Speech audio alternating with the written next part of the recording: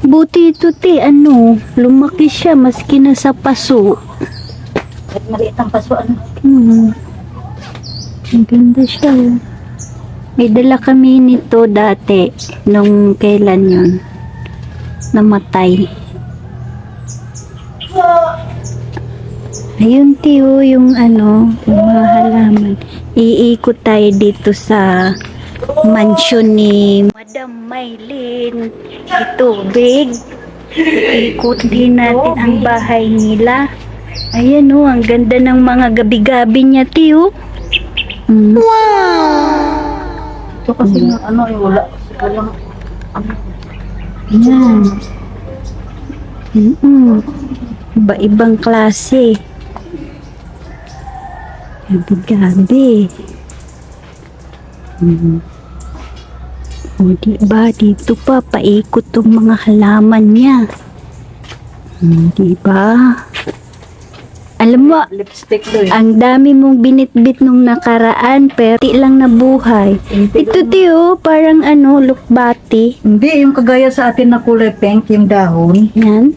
Ito kulay pink ito sa kanya green Ang sa atin kulay pink. Madami siya. Ito lang siya. Siguro yung talagang nakadilim lang siya. Hindi na, di sa pwede sa talagang sa arawan. Ito, umihi tayo. Ito namatay rin, Isang dahon na lang doon ang natira. Isang dahon na lang doon. Yan. Hanggang doon. Paikot. Tapos mga pinya ni Yuyo, may mga bunga na.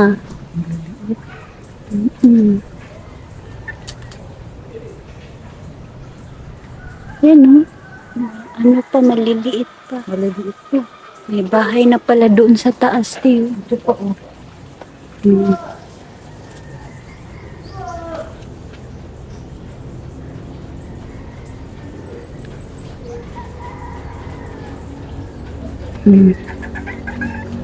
Yan yung bahay ni Yoyo. Tulugan niya.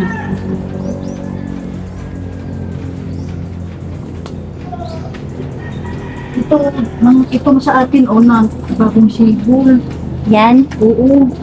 Yung sa may pintuan, parang ganyan pa lang. Ito yung sumibol.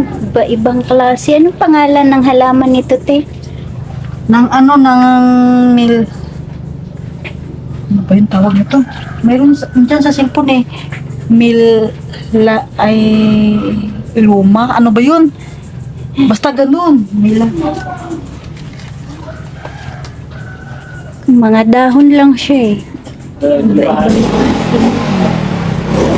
klaseng dahon.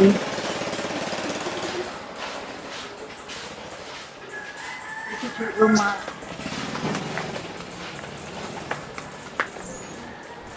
Diba yung batik-batik tayo nito? Namatay yung niya dahon. Isang piraso na lang ito na dahon. Ayun, tiyo. Maganda yung pula. Mayroon na tayo nitong pink Tsaka yung batik.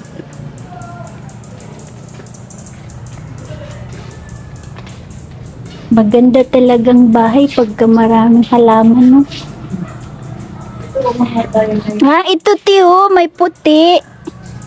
Lamang yung puti niya. Yan. Tayo dun puti nga batik-batik.